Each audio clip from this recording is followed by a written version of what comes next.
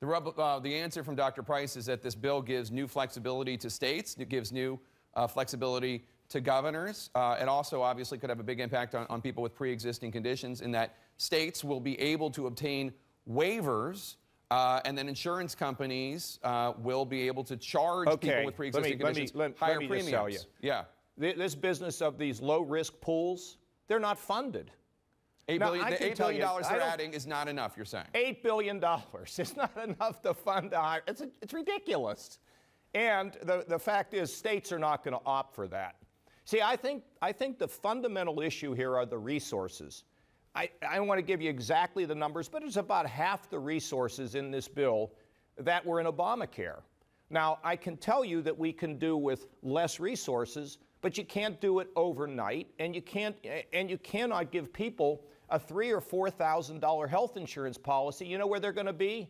They're going to be living in the emergency rooms again. So they were just trying to fulfill a campaign promise, and I still say they should have worked with the Democrats. Now, if the Democrats didn't want to work with them, because some of them did not, then they should have called them out. But you tell me what happens to people. Think about our listeners. What can you buy for $3,000 or $4,000 a year? Not much. And if you have to consistently visit the doctor, how are you going to pay for that? The deductibles will be so high. And again, in Medicaid, you're going to knock all these people off after 2020, which is just a few years away, these people who now are getting covered across the country. So let me just be clear here. You are not going to seek any waivers for the state of Ohio when it comes to the requirements for insurance companies with people with pre-existing conditions, when it comes to essential health benefits. You're fine with the rules as they are. I would say that I'd like some flexibility. I know there's a push to try to have some kind of a work requirement for able-bodied Medicaid recipients, and I'll work with my legislature to respect the kind of things that they want.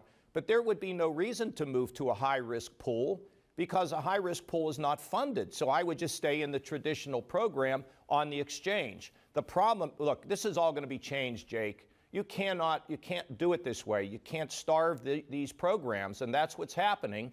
And look, I am a conservative Republican. My Medicaid program is increasing at 3%. My per capita rate is flat.